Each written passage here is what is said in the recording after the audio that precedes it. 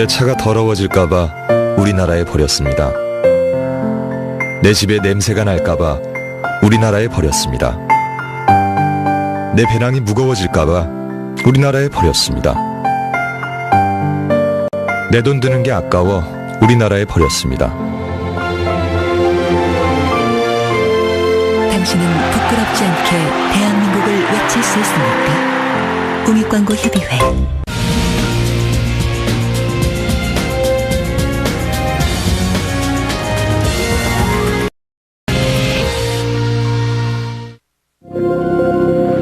In the first half of the 20th century, the dream of flight created some of the most extraordinary structures the world has ever seen. Before the first airplane took off, rigid airships offered the possibility of mass air travel. And a small band of visionaries was planning the construction of the biggest aircraft ever built. They would form the world's first airline, carry out the first aerial bombardment of foreign cities. Germany envisaged an empire linked by a fleet of these silent giants. And for a while, it seemed that the airship was poised to conquer the skies. Now, our investigators are going to explore this forgotten era and examine the world of the airship builders. They'll travel to the place where the first prototype flew. They'll uncover the ingenious technology which made construction on this scale possible. They'll enter the U.S. Navy's blimp barns, wooden buildings so large that they have their own microclimate. Just how big is this plane? And they'll reveal the vital but little-known role that airships played in World War II. This is the lost world of the age of airships.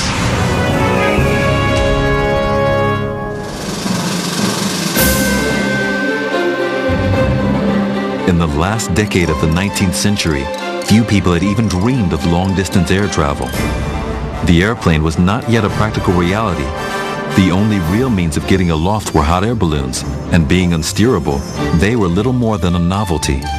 Still, a few visionaries believed that they did see a way to conquer the skies, using the improbable giant airships called Zeppelins. Still the largest aircraft ever flown, they remain one of the most striking creations in the history of flight. For a brief period, they represented the cutting edge of aerospace technology. It ended in spectacular disaster. Now, our investigators want to find out more about the world of the airships. What they will reveal is a lost future, a vision that never came to pass. Eleanor Herman is an author and historian. She wants to use her skills to build a picture of this forgotten era. To fly in something like this, it must have been as if they had suddenly sprouted wings. David Bradshaw is an industrial engineer with a passion for aviation history.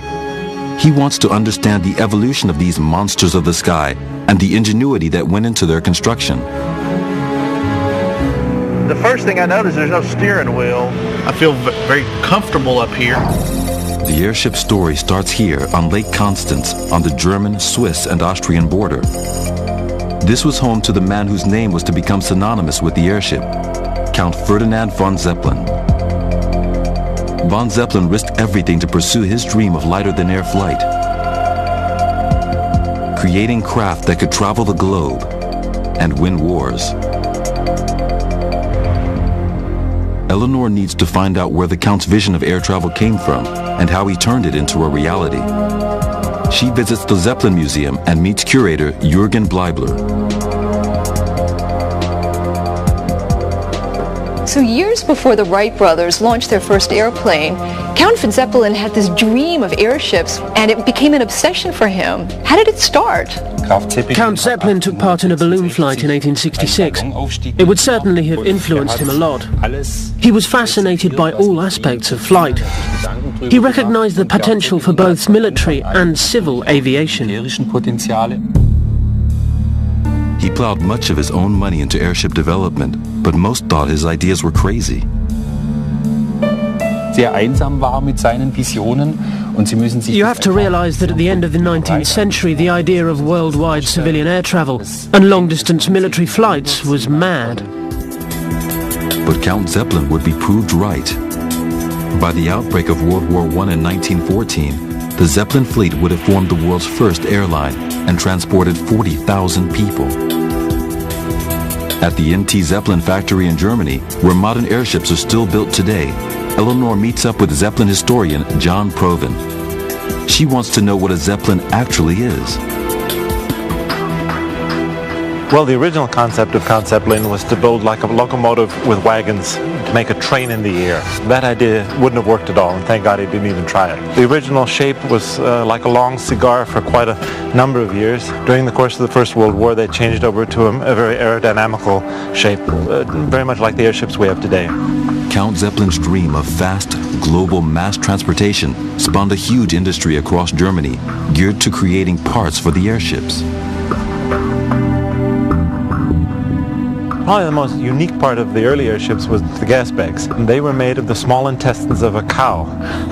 They had in Berlin 16,000 women working in a factory doing nothing other than cleaning the small intestines of cows, because you needed approximately 500,000 cows to provide enough material for the gas cells for one airship.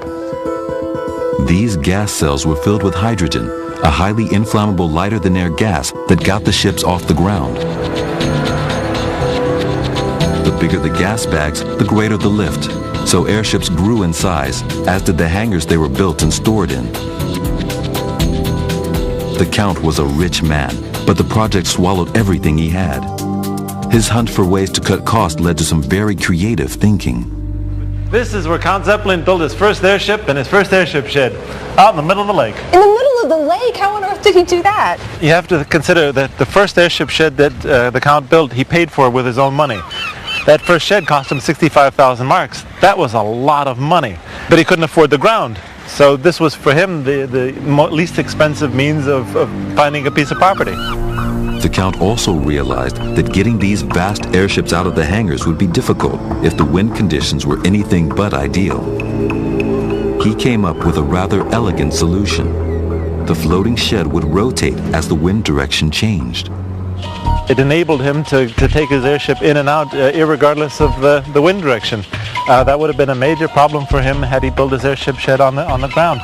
So they would turn the entire building around based on wind direction. The floating factory turned automatically. It was anchored at one end, so the wind would pivot the entire shed, and the airship would always be facing the right direction for takeoff. Then, once the shed was facing the right way, the hangar floor would be pulled out with the airship on top. It opened up like a matchbox. The airship was attached to the floor, and a tugboat would pull the entire platform free, ready for takeoff. It was the start of something extraordinary. In the space of 20 years, Count von Zeppelin personally took the airship from an experimental concept to a practical working reality. It was the pride of Germany.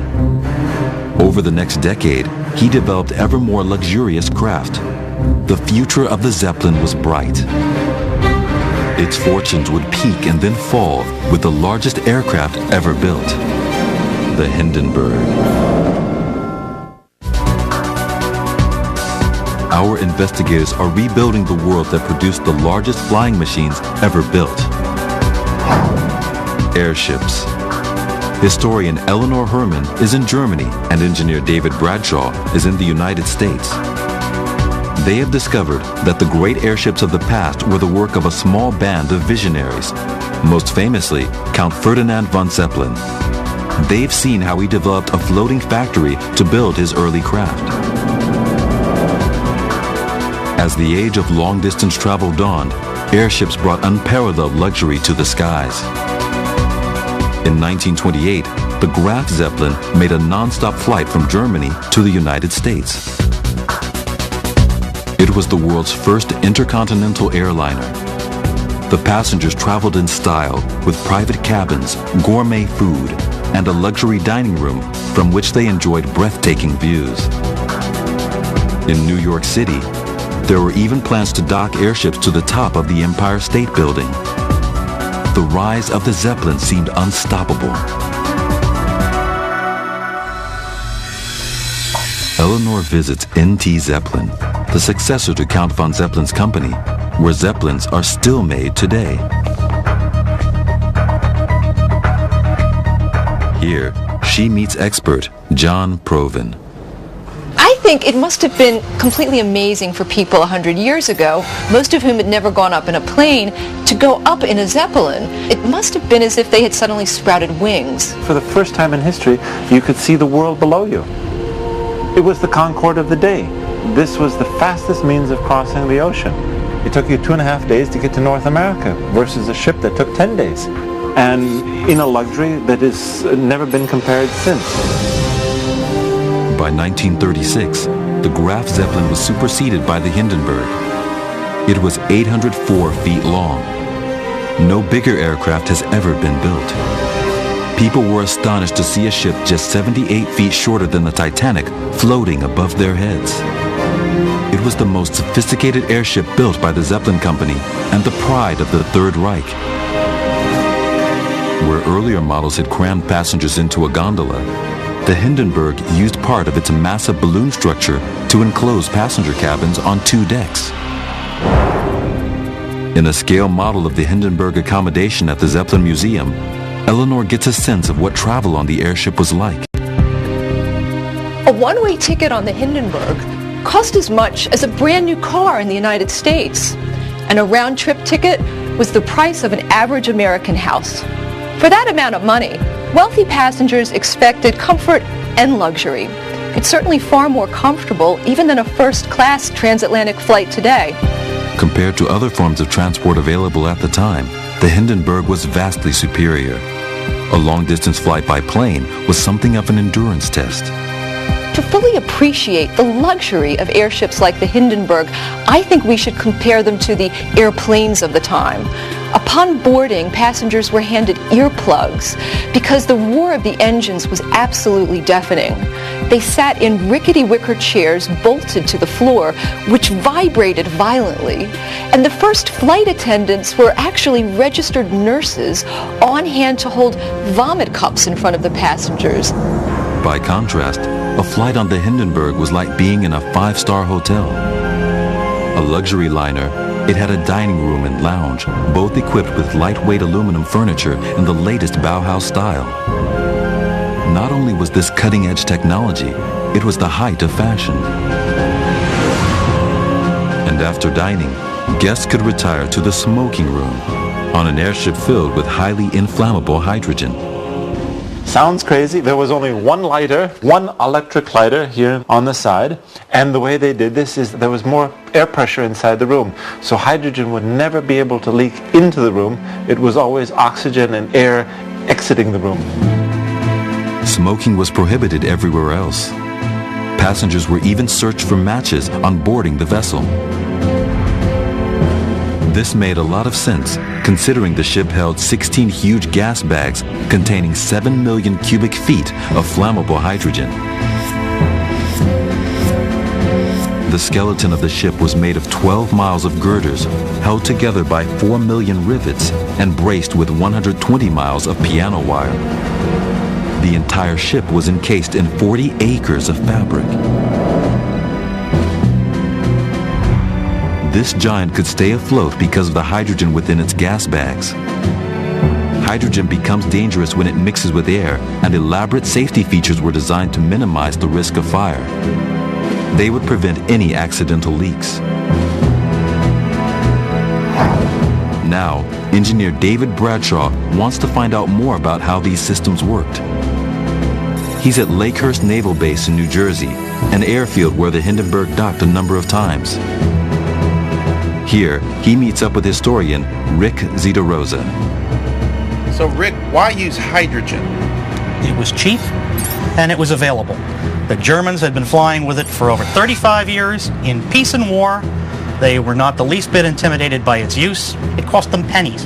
How did the captain control this massive amount of hydrogen? Each separate compartment had a separate gas cell. 14 of the 16 gas cells had both manual and automatic gas valves on them. To valve hydrogen, to bring the ship into trim or to make it heavier, you'd pull a wire here in the control car, and that wire would go back 600-800 feet to the valve location, and the valve would open up. The hydrogen would then dissipate safely into the atmosphere. It seemed to work. When the Hindenburg went into service in 1936, no hydrogen-related fire accident had ever occurred on a civil Zeppelin flight. And in that first year of service, she flew over 300,000 miles. The golden age of airship travel had arrived. But on May 3, 1937, the Hindenburg left Germany on what would be her last flight. It should have been a routine transatlantic crossing. On May 6th, she arrived in America. Strong headwinds meant it had been a slow flight. The Hindenburg was already late, and its arrival here at Lakehurst was delayed further by storms. Nevertheless, just after 7 p.m., the Hindenburg made its final approach. As the airship approached the landing pad and dropped its mooring lines, it hovered at about 300 feet. Then, disaster.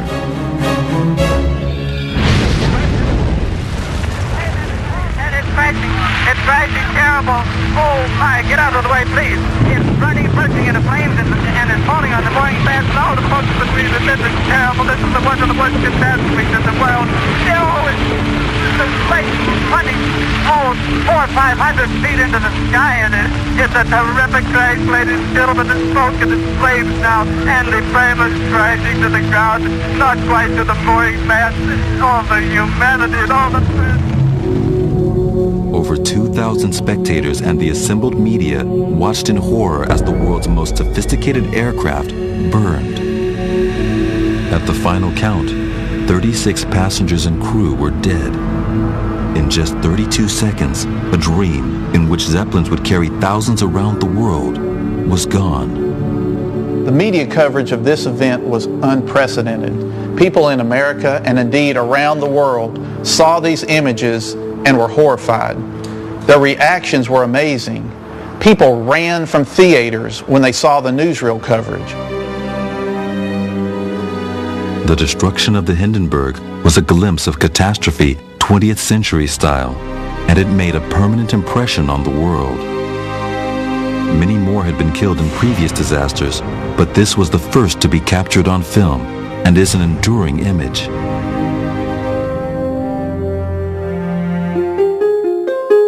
But although the accident put an end to the civilian use of airships, the U.S. Navy still believed lighter-than aircraft had a major role to play. But for these craft to be accepted into service, the world had to be convinced that the tragedy of the Hindenburg could never happen again.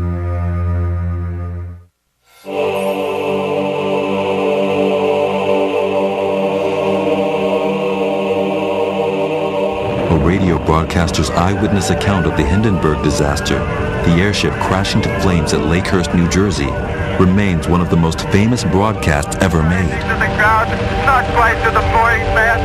All the humanity and all the... It took 32 seconds for the fire to completely consume the Hindenburg and to claim the lives of 36 people. The accident cast into doubt the safety of filling airships with hydrogen. For Germany, this meant the end of the Zeppelin dream. But America would now step in. To understand why, David has returned to Lakehurst Naval Air Station in New Jersey, scene of the Hindenburg disaster. Here, a vast hangar, Hangar Number 1, still stands, built in 1920.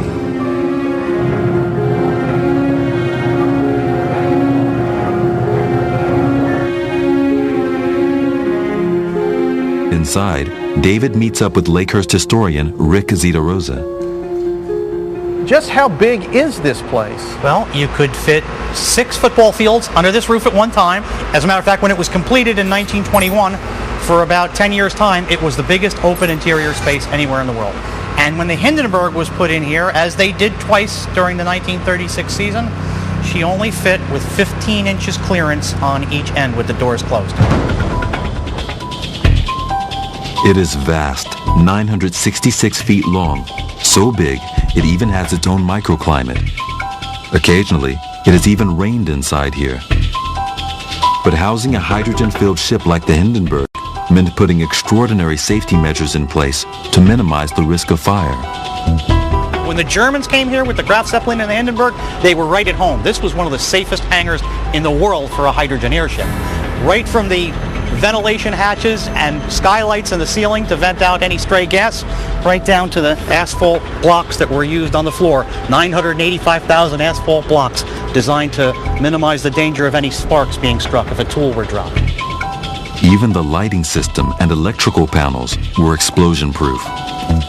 But examining the site, David uncovers a gas pipe. It's evidence of the reason why the U.S. could continue working on airships while the Germans floundered in the aftermath of the Hindenburg. The U.S. had helium. Rick, I've discovered this pipe, this helium inflation pipe. So my assumption is we use this for all our airships. The first U.S. Navy airships in 1917 flew with hydrogen. All the training balloons, everything flew with hydrogen. In late 1921 and early 1922, there were two incidents that occurred which pretty much steered the course towards a national commitment towards the use of helium in American military airships. In 1921, 44 British and U.S. servicemen had been killed when the hydrogen-filled R-38 broke up on a test flight in Britain. A year later, the Italian-built Roma hit electric power lines. The ensuing hydrogen explosion killed 33 of the 44 on board. Years before the Hindenburg disaster, great American airships like the Shenandoah, built in 1922, or the Los Angeles, constructed 2 years later, were filled with helium. Like hydrogen, helium is lighter than air. But unlike hydrogen, it's inert. It doesn't burn. In the early 20th century, helium was extracted from the ground in only one place in the world, Texas. And in the race to rearm between the wars, the U.S. kept its helium to itself. And there was a very, very strong feeling within the heretofore complacent element of the United States government that now began to say maybe it's not such a good idea to give helium to the Germans, because there was some resentment. The Hindenburg was like a flying billboard for National Socialism, parading the swastika over foreign lands, touting the greatness of Germany. People were beginning to resent this by 1937. After the Hindenburg disaster, Germany could not use hydrogen again. And as the U.S. was the only country with helium reserves, it meant the states had a stranglehold on airship technology. And they were to take airship design in a new direction, creating a smaller, more maneuverable form of craft, the blimp. David wants to see how blimps differ from Zeppelins. Their design has remained virtually unchanged since they were first developed in the early 20th century. He's traveled to Goodyear at Pompano Beach in Florida to see a blimp for himself. And the first thing he does is examine it close up. This is the skin of the ship. It's firm, it's stable. I feel very comfortable up here. But unlike the Hindenburg, this is not a rigid airship. There's no framing inside. What exactly is inside of this ship? The only thing that's inside the ship is two airbags, and what it does is it maintains the shape of the airship. The airship is it's basically a balloon. It's not rigid. It relies on the internal pressure to maintain the shape of it. Zeppelins have an internal skeleton. Blimps don't. Instead, they rely on the pressure of gas inside them for their shape. The gas bag holds the helium and ballonets, air sacs which contain normal air. The helium cancels out some of the weight of the ship, allowing it to stay aloft. Propulsion is provided by air screw engines. To become lighter than air, pilot Marty Chandler needs to regulate the air in the ballonets. Expelling normal heavy air through the air valves makes the craft buoyant, and the blimp begins to rise. As it gets higher, the air pressure falls. This causes helium in the balloon to expand. To maintain pressure, air is taken on, and the blimp becomes neutrally buoyant, neither rising nor falling.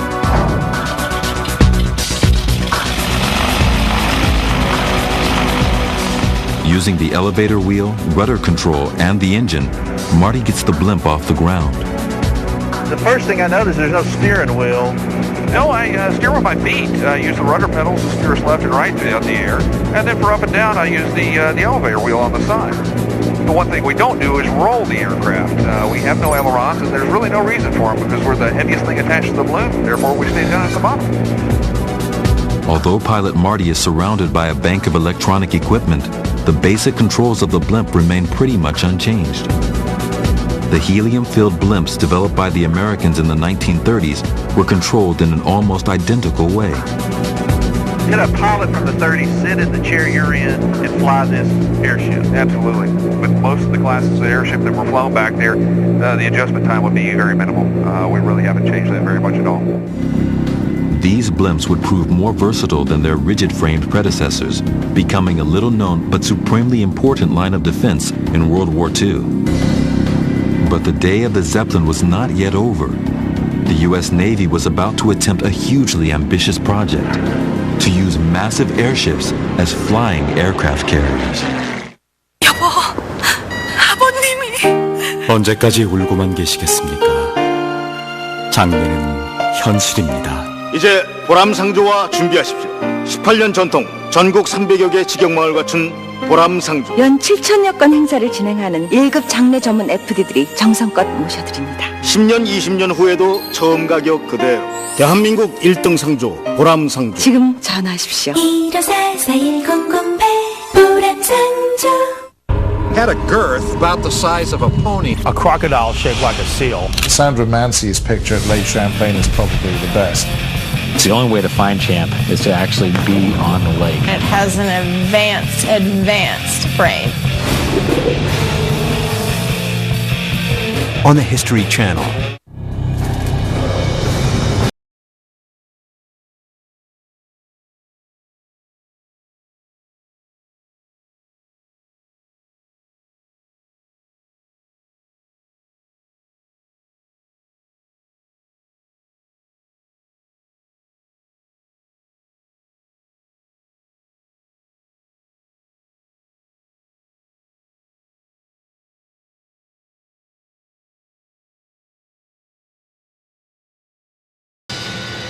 On the History Channel.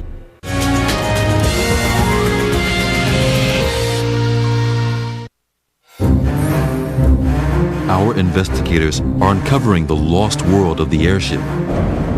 They've reconstructed the floating factories that built the first craft and recreated the golden age of civil airship travel that came to an end with the Hindenburg disaster. And they've discovered that the U.S. was able to continue developing craft because they had natural reserves of helium, a safer alternative to inflammable hydrogen. But whereas Germany had developed long-distance passenger craft, such as the Hindenburg, America was traveling in a different direction: military use. Our investigator, Eleanor Herman, has traveled to Richmond Naval Air Base in Florida to find out more about the U.S. military's plans for airships. Here, she meets up with naval historian Anthony Atwood. After World War I, did the U.S. War Department see any military applications for airships? They sure did. The Kaiser's forces during the Great War had raided and bombed London and other places. So the American War Department did see a potential, particularly the Navy. In 1931, Washington funded the building of two extraordinary naval airships, the Akron and the Macon, to the tune of $8 million. That's over $100 million in today's money.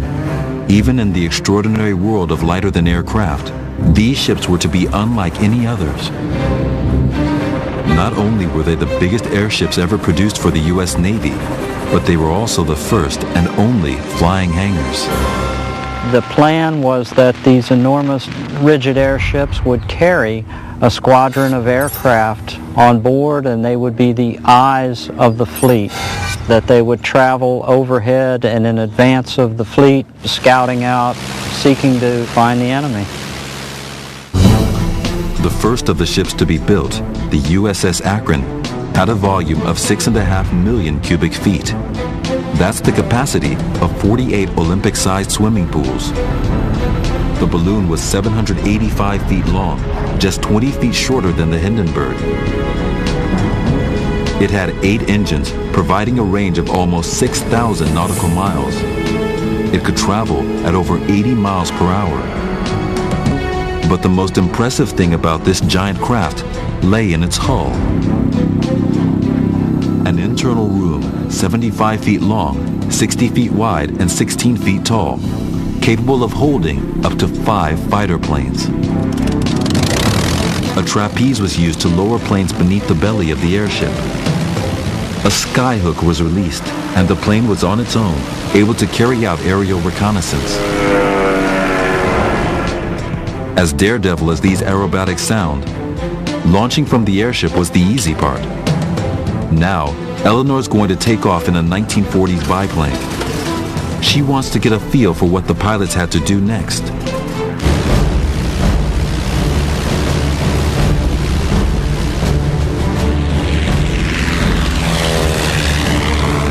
Because once the pilot's mission was over, the plane would return to the airship and in mid-flight dock with the craft above. This was an extraordinary piece of precision flying. The pilot had to match exactly the speed of the airship above him while attempting to hook his plane onto the trapeze.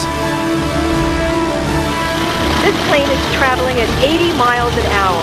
I can't even begin to imagine how you could possibly hook onto a trapeze dangling below an airship. It seemed a perfect combination. The airship could transport planes great distances from their bases, and the more nimble planes could undertake surveillance at sites where the airship would be vulnerable to attack. Although tests demonstrated the skills of the pilots and the theoretical advantages to these flying hangars, there was an obvious flaw. Just like the ocean-going aircraft carriers they were intended to replicate, they were vulnerable to enemy aircraft. But it wasn't just enemy attack that made airships vulnerable. They had another adversary that would eventually end the dream of flying aircraft carriers: bad weather. At high altitudes, they did not have the flexibility to withstand the winds, and they had a tendency to crack up and crash. On April 3, 1933, the Akron was lost at sea over the Atlantic Ocean. 73 men died. Only 2 years later, the Macon II was lost off Point Sur, California. The Skyhook program was too ambitious, the massive balloons too fragile. But they had shown the Navy that, used correctly, airships could have a valuable place in warfare. They developed a smaller and more flexible craft, the blimp. David meets up with Richard Van Turen, NASA engineer and historian, to uncover more about the role of blimps in World War II. When the Navy lost the USS Macon, a Bureau of Aeronautics memorandum issued a request for the so-called K-2 airship. Airplanes measure flight time in hours, but a blimp can stay aloft for days. It can also hover almost silently. These qualities came into play in the ensuing conflict. It meant that airships could become hunters and seek out an enemy invisible to all other craft. As David finds out, it was ideal for surveillance. Marty, I can see why the Navy chose blimps to patrol the ocean. You can see everything from here. We've got miles and miles of clear ocean to see, not only on the surface, but down below us. Fantastic. Over 130 of these blimps patrolled the coastal waters of the continental United States, stationed in places like Richmond, Florida. Although few know of the blimps' role, they were to play a vital part in securing the national interest. Only 4 days after the December 1941 attack on Pearl Harbor, Hitler declared war on the United States. Packs of U-boats set out from bases in occupied Europe. Hunting beneath the surface of the Atlantic, they would wreak havoc along the eastern seaboard.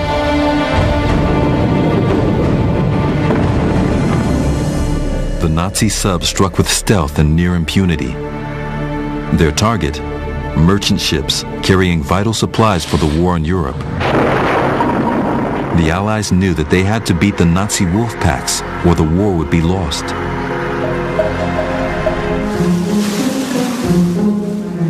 The airship is really the submarine's only natural enemy because it works very much like a submarine in our ocean of air.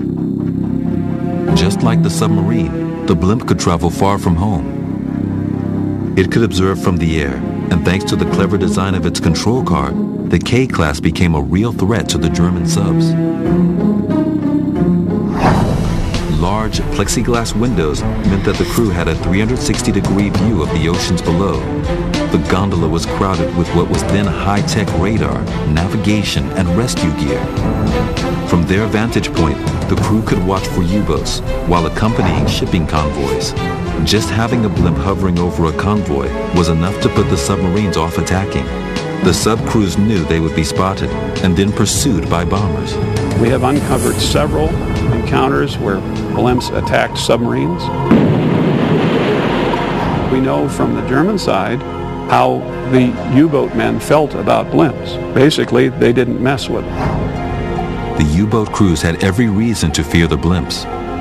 On the night of July 18, 1943, K-74 spotted a U-boat off the coast of Miami.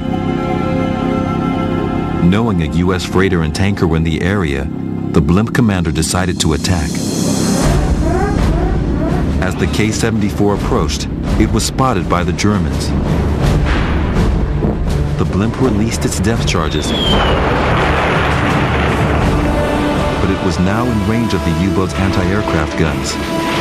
With its gas bag burst, it plummeted into the sea. All but one of the crew was rescued the following morning.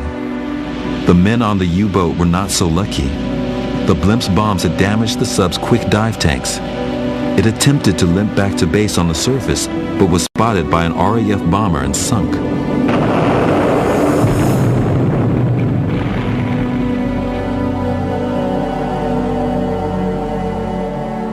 Between 1942 and 1945, Richmond blimps were on patrol for 730 consecutive days. That was a record untouched by any other airship squadron. And as a result, successful German U-boat attacks on U.S. convoys dropped from 114 in 1942 down to a mere 8 the following year. The blimps had a remarkable record in warfare, but no less remarkable was the enormous construction and engineering efforts that enabled them to fly in the first place. Air bases needed to be able to support the blimp squadrons, and hangars had to be built that were large enough to hold a number of airships.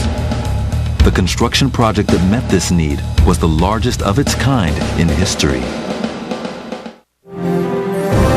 Our investigators are searching for the lost world of airships. They visited the site of the infamous Hindenburg disaster in New Jersey and uncovered the U.S. Navy's K-class blimps, lighter-than-air craft used to hunt Nazi U-boats at the height of the Second World War. Now, Eleanor is in Richmond, Florida, to find out how such a massive operation was possible in wartime. This site, Richmond Naval Air Station, was home to Squadron ZP-21 during the war. 9 other bases across the country had their own squadrons, and 17 vast hangars, or blimp barns, were built to house the sub-hunters. At Richmond, these hangars are long gone, but naval historian Anthony Atwood is able to reveal where they once stood. These blueprints were drawn up by an architectural firm in Atlanta. And the hangars were over on this side? 2 hangars here and a 3rd hangar here. The site was commissioned on September 15, 1942. It was dominated by 3 main hangars, a 2,000-foot diameter landing mat, 8 mooring pads, and a helium plant with its very own rail link. In all, it covered over 2,500 acres. There were 3,500 sailors in the garrison, and there were 21 blimps, the largest squadron in the Navy. All that is left of the 3 hangars is this: a 120 feet high concrete doorpost, 2 of these stood at the opening to each hangar. They offer a clue as to the scale of the barns. But in 1942, steel was required for tanks and planes, and none could be spared for buildings. It meant that the barns had to be built from some other material. They used wood. They were supposed to have been made of girders, but instead they were made of Douglas fir. Oregon supplied lumber for the base here, for hangars all over. The size of these structures was enormous. They were simply the biggest wooden structures that have ever been built. To make the largest structures ever made from wood, an unprecedented amount of timber would be needed, approximately 2.5 million feet for each hangar, and almost another 5 million for the base itself. Without the hangars, there would be no blimp squadrons, and the shipping convoys would be vulnerable to sub-attack, so getting them up and running quickly was vital. They used a cookie-cutter approach. One blueprint would fit all sizes. Recruiting officers went to the Goodyear blimp factory in Akron. They assembled the workers, and they simply told them, every male between the ages of 18 and 42, raise your right hand, and they swore them into the service. Using the information our investigators have gathered, it is now possible to build a picture of how these hangars, the largest ever structures made of wood, looked during the Second World War. The body of the barn was a huge arch, 157 feet high, 257 feet wide, and over 1,000 feet long. These arches were then covered in tongue and groove boards, an area of 7.4 acres. The massive reinforced concrete and wood door frame was supported independently. Each one cost around $2.5 million, the equivalent of around $30 million today.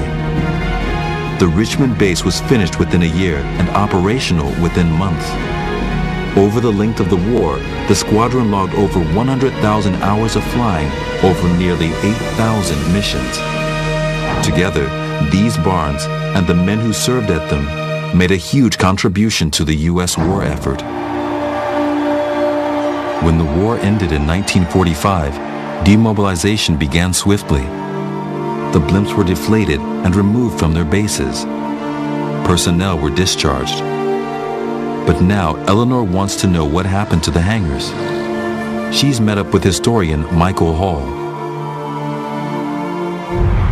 He reveals that just 2 weeks after the Japanese surrendered in early September 1945, there were warnings of a hurricane due to hit Miami. Blimps, other aircraft and vehicles needed to be placed under cover, and the hangar seemed the ideal place. They knew the hurricane was coming. What they did, they brought airplanes from military bases all around the area. So they literally packed these 3 blimp hangars as tight as they could, not only with airplanes, but local citizens brought their cars. The various military bases around the area put all of their valuable items, military trucks and this sort of thing in here. So they were all filled with gasoline. So it was basically a disaster waiting to happen. 25 airships, around 350 airplanes, and 100 more road vehicles were stored across the 3 hangars. The base had been built to withstand winds of 120 miles per hour. But there was no defense against another hazard: fire. Do they know how the fire started? Was it perhaps a lightning strike?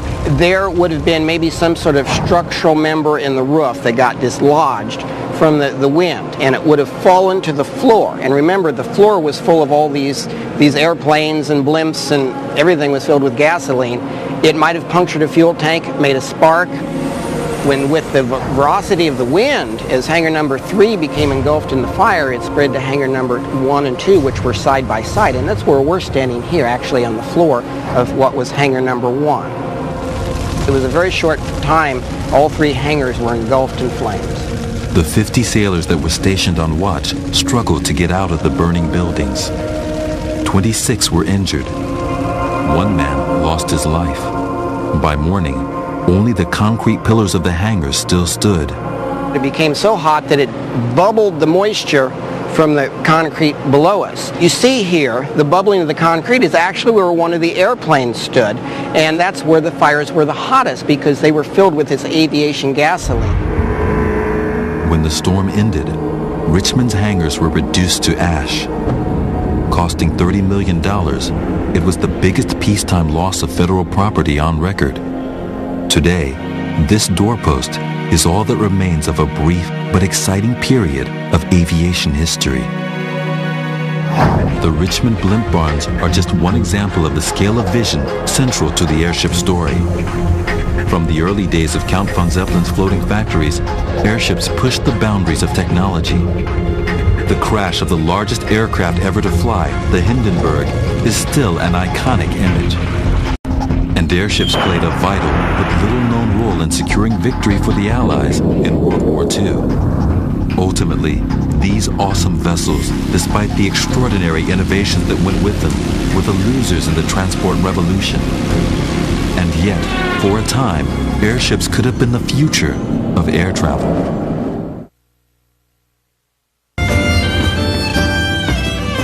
History Channel.